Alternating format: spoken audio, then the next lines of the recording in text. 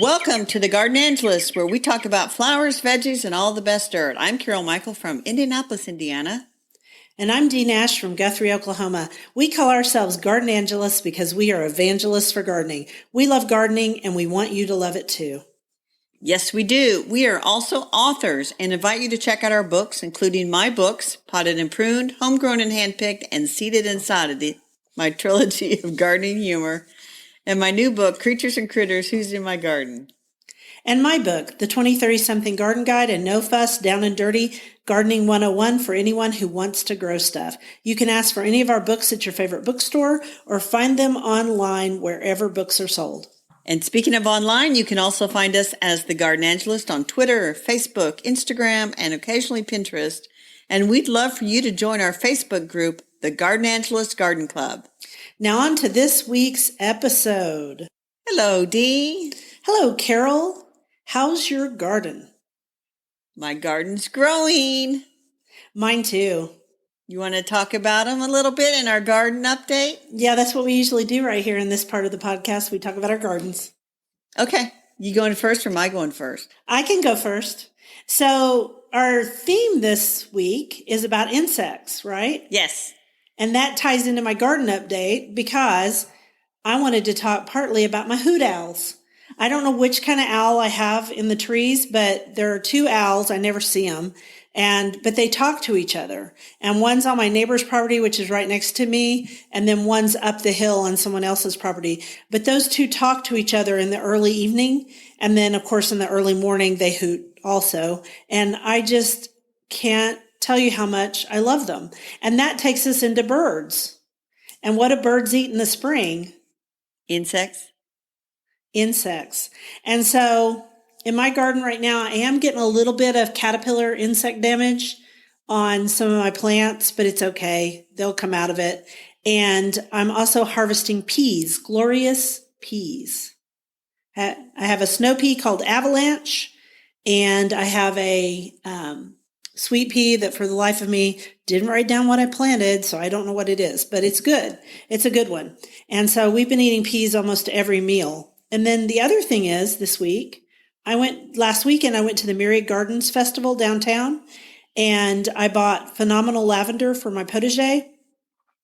So I pulled up all my garlic, and I've decided I'm not going to grow garlic anymore because I get bored with it. It's a really long season plant, and I need the space.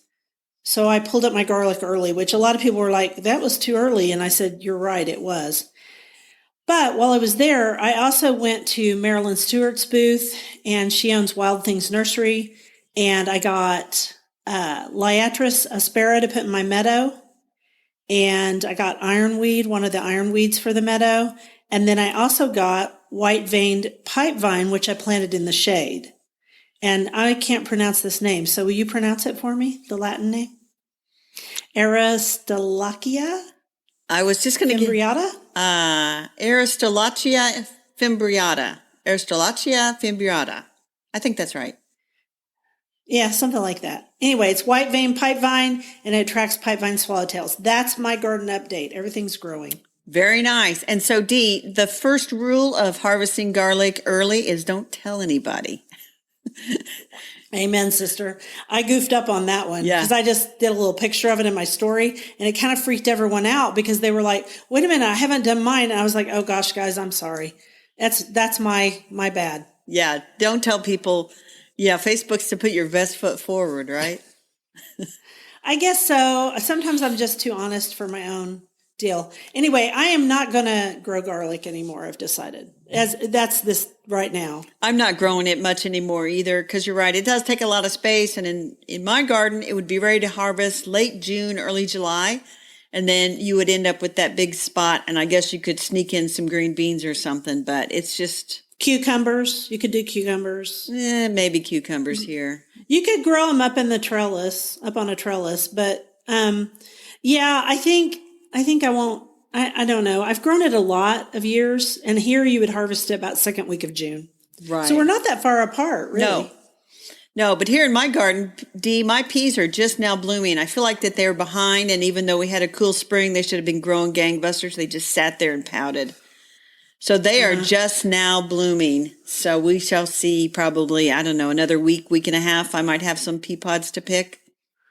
Uh-huh. But the chipmunks are out. Every time I open the door, they go scurrying away. I see rabbits all over the place. And so this morning. And what eats chipmunks and rabbits? Hoot owls. Hoot owls. Yeah. Well, I need some hoot Hoot owls. owls. They eat them. And so you need some hoot owls in your garden to eat those rabbits. And so you've got another bird you wanted to talk about. Bluebirds. Yeah.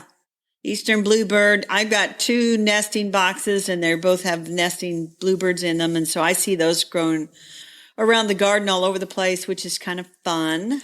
Well, you know, it is fun. There's nothing like the color of a bluebird. And we have nesting boxes too. Plus a couple of them nest in our trees. We're on our second nesting. So they've already fledged one group. And now we're on our second one. And I hear them all over. And you know what? That's like a miracle. Think about that. It is. What was it is. The bluebird was almost extinct. Yes. 30 years ago. So. And now they are not extinct. And the first ones are fledging here. I saw a few little ones flying by this morning. So that second nesting will happen here soon. The other thing going on is I cleaned out a whole garden area and then I mulched it with a bunch of shavings I got from my brother-in-law who carves bowls. Cool. And so that man can come up with more bags of wood shavings than anybody I know. So I covered the whole area with wood shavings. And then in a couple of days, going to go to the greenhouse and they've been starting pumpkin seedlings. And normally I wouldn't buy seedlings for pumpkins, but I'm lazy this year. So I'm going to buy a seedling and bring it home and plant it. Make a little spot in those shavings and it'll be a nice spot and that'll keep down the weeds and it should be a good year for pumpkins, I hope. Ooh, I hope so. That'd be cool. You've actually got some pumpkin seeds from All American Selections. You might plant those. I did get those pumpkin seeds and I actually gave them to my sister whose husband carves the bowls because they were blue pumpkins. And at the time I didn't think I was going to grow pumpkins. Right. And so I went looking through for those seeds and I thought, ooh, I gave those to my sister. Okay. Well, that's cool. And you were also going to talk about a salvia that I also love. Oh my gosh. Rose marvel. Yeah. Salvia nemorosa, rose marvel. Beautiful plant. I put a video of it on my Instagram, Indie Gardener, yesterday. I saw it. Just showing beautiful color and it's a bee magnet. Loved it. Love it, love it, love it. Bees love that one. There's also I think there's Blue Marvel and they love that one too. I have both. I have them on one bed. I have them alternating, like a section of the Rose Marvel and a section of the blue. And then I have another one too that I can't remember the name of right now. I don't know. There's so many different ones, but Rose Marvel is gorgeous. Now, what I'll be interested to see is if it comes back for you, because what it's done in my garden ever since I got my first plant, I guess 3 years ago, sometimes it blooms itself to death. You mean the plant doesn't come back? Yeah, and sometimes it's dead by before the freeze. You know what I'm saying? So I think it blooms itself to death. But I keep on planting it because even if it were just an annual, the first year I plant it, it always does fine. And then the next year is when it's just crazy beautiful, right? And then it seems like the third year it can't do anymore. So I'll be interested to see how that goes in your garden and see if it's like my garden. This is at least its second year. Yeah, it would be. It might be the third. We'll see. But it's glorious. And you're right. Even if you had to replant it every other year, it's glorious. Who cares? It is the prettiest plant ever. So the point of all of this is we talked a lot about birds, which means we're going to talk about insects. Exactly. I talked about bees buzzing around my Rose Marvel. Yes, and I talked about how some caterpillars are eating some of my stuff. And I talked about that actually on my blog this past week too. And I talked about red wasps. So shall we go into our flower insects? We should. I have a quote. It is odd that we have so little relationship with nature, with the insects and the leaping frog and the owl that hoots among the hills calling for its mate. We never seem to have a feeling for all living things on the earth. And that is Jiddu Krishnamurti. Krishnamurti, yeah. I don't know who this person is, but I loved that quote. Right. And sometimes you just have to sit quietly in the evening, and then you start to hear the frogs if you live near water.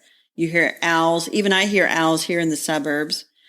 And, you hear the drone of the bees, the last calls of the birds. That is a precious time in a garden. That and early morning. Yeah. My daughter did a little video, Megan, with the baby, with our grandbaby. And she said, we are morning people, and this is why. And she was sitting on her side porch of her little house, and all around her was bird song. And you could see our little granddaughter, she was just like mesmerized by all the sounds and the gentle wind. And it was just, it touched my heart because, the things we do as parents, those things do pay off down the line. Or if you do it with your neighbor's kids or whatever child that's in your life, if you can teach them to appreciate nature in some fashion. I'm still working on teaching my children to appreciate insects, but I keep trying. Well, and so the thing about insects is, reading these Facebook posts of new gardeners is so, I want to say, eye-opening or enlightening.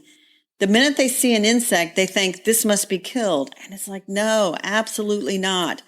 Not all insects are detrimental. And so I wanted to talk about ants on peonies, because the peonies bloomed late this year. They're still blooming, and people get all freaked out that there are ants. Are the ants eating my peonies? No. Are the ants necessary for the peony to open? No. No. But what the ants are doing is it's called biological mutualism. And we'll include a link to the University of Missouri Integrated Pest Management site. But the ants are chasing away flower-eating insects like thrips because they're trying to protect their food source, which is the nectar of the peony bloom. So they're like, this is our flower. You guys that are going to eat our flower, get away. And so the ants are chasing them away. And will you bring in an ant when you bring in your peony, if you bring it in? Maybe. Yes. Maybe. But if you just take a bowl of cool water or whatever and swirl that bloom under that water real quick, not to ruin it, any ant will come off and then you can toss it out. Yeah, and that's one of the questions I get every year during peony bloom, and we're finished this year, but I get the ant question every year, and no, they don't hurt them. They don't hurt them. Don't kill the ants. The ants are actually keeping other insects away, according to this University of Missouri study. So ants do other things too. You want to hear a big word, Dee? Yeah, because I didn't know this word. Myrmecochory. Okay. And that's called seed dispersion, right? Isn't that what that's called? Myrmecochory is seed dispersion by ants. Right. And of course, we had to come up with its own name, but that's fine. So certain flowers, that's how they get around. And if you guys have common violets in your yard, and if you don't spray herbicides, you probably do. I have a whole section of them. That is caused partly because of the ants. The ants carry the seeds around. Right. And the seeds are coated with like fats or lipids or sugars that the ants want for food. And so that coating keeps the seed from germinating right where it landed, which is at the base of mother plant. And so it won't germinate until the ant carries it off, eats that outer coating, and then wherever it is at that point, that's where it'll germinate. And so that's how it gets dispersed. Yes. And someone's going to ask us about the fact that, let's go back to this first. So trilliums have that, bloodroot. There's a lot of different plants that have this phenomenon with the ants. So I get a lot of questions in spring, and you probably do too, about ants in the garden. What do you do about ants in the garden? Unless they're just like, I don't either. Now, occasionally I will want to plant something where the ants are. And this year I had a bunch of red ants in my strawberry bed, and they were around this one plant, and they kept piling up mulch around the plant when they were suffocating the plant.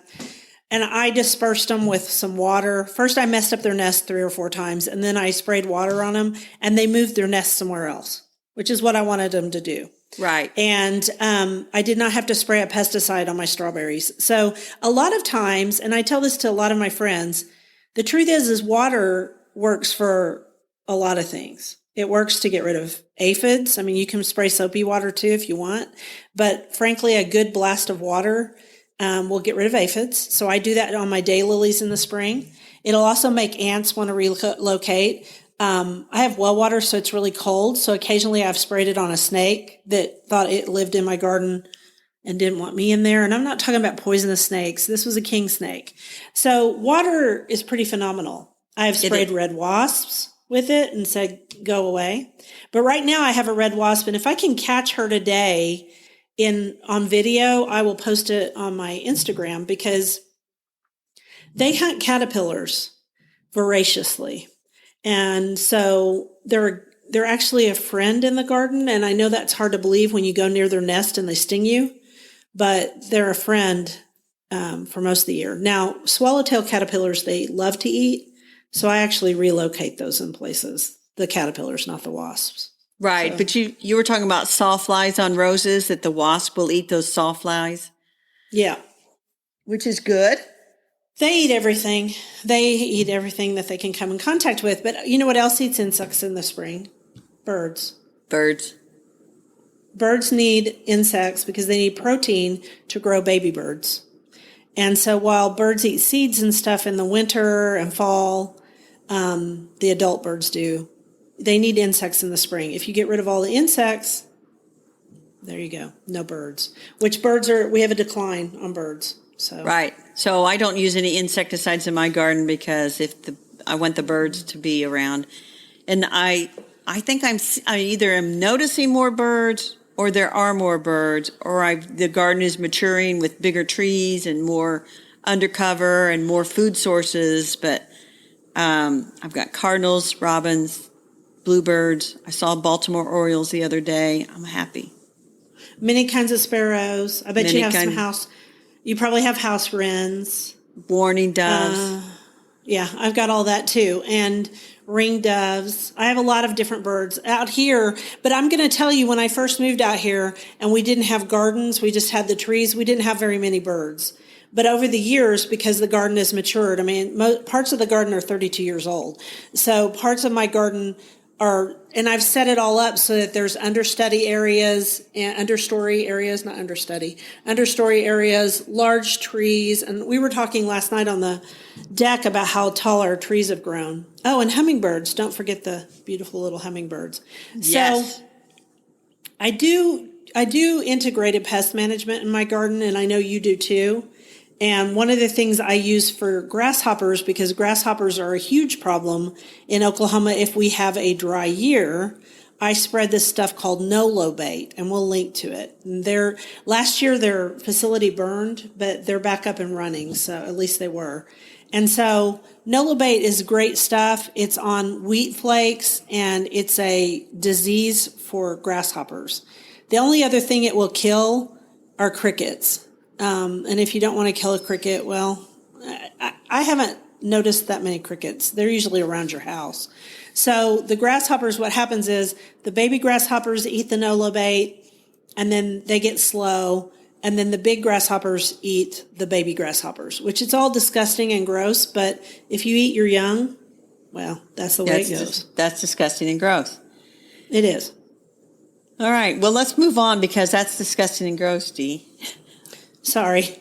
That's okay. Here's our next I quote. try not to be disgusting and gross, but I'm all about solutions, right? All about solutions. But the most part, the end result is, for the most part, leave the insects alone, or use biological methods like a strong spray of water to get rid of them. They're not going to hurt stuff too badly.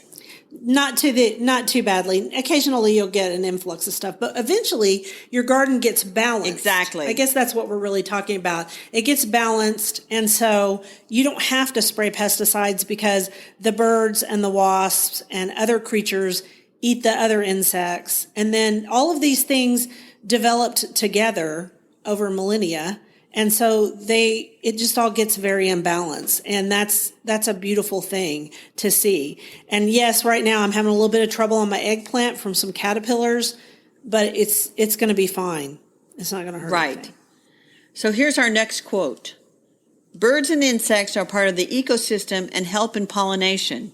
I don't see any problem in having fruits and vegetables that birds want to eat as opposed to the perfect shaped tomato that only you can eat and which, by the way, could also be cancerous. By R. Madhaven. I thought that was an interesting quote. Right, because if you want to douse your tomatoes in insecticides, you may actually be adding something that is cancerous to your vegetables. Yeah. If you ingest enough of it over a long period of time. And I am going nuts. Not nuts enough to like go out on Facebook and tell people they're crazy. But in my mind, I'm saying, you guys are crazy. So there are all these Facebook garden groups, and I know like there's 3 or 4 in Indiana, and I know there are some in every state, local gardening groups. And the first thing they say is, I saw a bug, so I put 7 on my vegetable plants. And they always spell it SEVEN. Which isn't how it's spelled. It's actually the chemical SEVIN, and it's usually a dust, but it can be a spray. And it's like, don't use it. Yeah, well, okay, so here in Oklahoma, people talk about using 7 dust on summer squash because we have such a problem with squash bugs. I think I have a solution. I'll know at the end of the season for sure. Barrier cloths. Okay, first of all, let's just say this. 7 dust is a chemical that kills all insects. So you're not just killing the one you don't like the squash bug. You are also killing the bees that come and pollinate your squash. And there's a particular bee, there's a green bee that is a squash bee that pollinates your squash. And people wonder why squash isn't pollinated anymore. It's because we use too much 7 on it. Bumblebees also pollinate it. Wood bees, carpenter bees pollinate it. Honeybees pollinate it. But if we kill those, then it doesn't get pollinated. So that's just something to keep in mind. So I'm trying something new about not reaching for insecticides. I'm using this system, and now I think it's called Agripod. I told you what it was the other day. You talk for a minute and I'll look it up. Well, it's like your veggie pod. It's a raised bed garden and it's got a big old cover on it. So it keeps the insects out, right? Yes. And it's like a dome cover. Right, which means that I will have to hand pollinate my squash. Yes. It's got a dome cover. Oh, I remembered it now. It's Vegepod. So it's called a Vegepod. It's VEGEPOD. And the problem, they always tell us to cover squash in Oklahoma. The problem is we live in the prairie and there's big prairie winds and it blows your stuff over. And I've tried all of that and it never really worked for me. Even hoop houses, because you can't get them tight enough at the end. But this Vegepod, which also has a watering system that rains down on the squash, I won it last year when we finally put it together.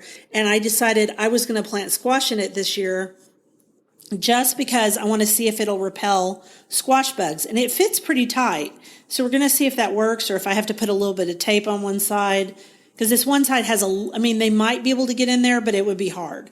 And so you could put cabbages that are, cabbage moths are attracted to, different things. So so that's an idea for those of us who want to grow squash in Oklahoma because we have so much trouble. And what's another good reason not to do insecticides? I don't want to eat that crap. Well, I don't either. So there's lots of different things you can try. There's lots of organic methods. And integrated pest management, the idea behind that is you start with the least harmful thing first. So you can use row covers or a Vegepod in this case. You can hand pick the nasty little boogers, but you have to get over being squeamish. Start out wearing gloves. Most things won't hurt you. Blister beetles, don't squish those between your fingers because you'll get blisters. You can spray water, or maybe you just don't grow that vegetable like squash if you can't find a way to cover it or whatever. And then also for caterpillars, you can use BT. And BT is like Nolobate, it's not an insecticide, it's a disease. It's a caterpillar disease. But even if you use BT, you've got to remember that it kills all caterpillars. Exactly. So you need to use it judiciously. And remember, people say, well, it's an organic insecticide, but even an organic insecticide is going to kill beneficial insects. So you got to be really, really careful and really know that you've got something bad. before you start using those. And the examples are neem oil, and then there's a horticultural dormant oil spray here that are organic, but they'll kill everything. They basically smother the insect. Right. They smother the insect, and you can't spray them in Oklahoma when the temperature's above 90, which it's going to be this week because we're having a little heat wave. So it'll hurt your plants. It'll burn them. One thing about it is these two things we suggested are not considered insecticides. They're considered diseases. And I think they call them biological controls. Correct. So the other thing we wanted to talk about was because when you Google flea beetles on eggplant, tomatoes, and peppers, you get the first thing that comes up on Google is this spray mixture that you make yourself. And I really hate that because it's not what you should do. No. And they always want you to use dish soap and spray that on there. And dish soap, if you look at the back ingredient label, it's like, no, I don't think that's a good idea either. You're still going to kill everything.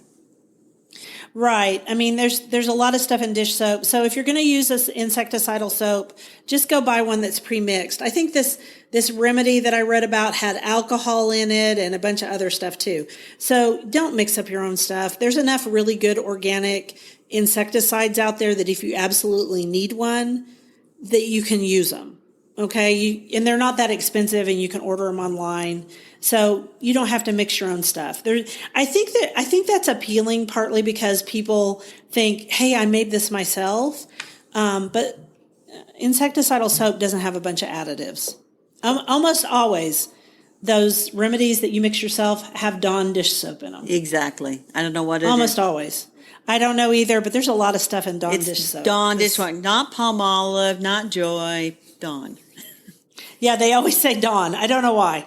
Okay, so you want to go on to our bookshelf? Yeah, let's quickly go on to our bookshelf. We have 2 books by Jeff Gilman, and the one is called The Truth About Organic Gardening, Benefits, Drawbacks, and the Bottom Line. And the other one is The Truth About Garden Remedies, What Works, What Doesn't, and Why.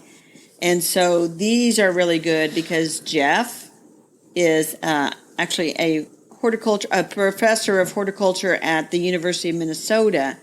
And he has a doctorate in horticulture and a master's degree in entomology. So he kind of knows his stuff. And so He definitely knows his stuff. And he tested all this stuff. Yeah, it's science-based. It is. It's science-based. And if you're going to use some of these remedies, go with the science. There was a time in garden writing where I don't know why, a lot of stuff was touted that isn't actually accurate. And so everybody is trying to dispel those myths. And that's what Jeff Gilman does in these books. And we like both these books. They've been out for a while, but they're still really good. Yes, and so we would recommend those, and we'll have links in our show notes so that you can see them. And now we have a quote, and I'm going to read this one. You are, because, go ahead. Just what makes that little old ant think he'll move that rubber tree plant? Anyone knows an ant can't move a rubber tree plant. I should have sung it. You should have. He's got high hopes. I used to sing that to my kids. So here's my pet peeve, Dee. You're kind of ranty today, Carol. It's my pet peeve. Oh, my God. I read an article written by like an actual writer who called vegetable gardens today coronavirus gardens. Oh, dear God. Don't call them that. It's depressing. No. It's like, well, once the coronavirus has been squelched or we have vaccines against it or whatever, we won't have to have these coronavirus gardens anymore. It's like, no. Gardening is a lifetime activity. So don't call them coronavirus gardens. Don't even call them pandemic gardens. Just call them gardens. That's what they are. So it took a pandemic for people to discover gardening. So be it. I would say it's just one of the positives that came out of this situation. And I love it. I think it's one of the best things that's happened to gardening in a long time. But we need to keep on doing it. And I was going to say something hopeful in that if you guys have started a garden this year and not everything's going right, or even if you're a long-term gardener and things don't go right, don't give up. Be like that ant. Exactly. Keep on moving that rubber tree plant because you think you can. Wait. Yeah. Is that what that was about? I think so. Okay. Well, that was our show for today. I hope it doesn't bug anybody that we talked about ants. And other insects. And I will try to get that video of that red wasp. She is she's been going around my peas just diligently looking for anything that she can take back to her young. I have to admire that. There you go. All right. So that's it. Thank you for listening to the Garden Angelist. If you like our podcast, please tell your friends about us. And if you listen on Apple Podcasts, we'd love a 5-star review. That helps us get noticed by others, and we so appreciate it. Yes, and be sure to check out our show notes for links for more information about today's topic, plus links to our own websites. It was lovely to chat with all of you over the garden gate today. Bye until next week. Bye.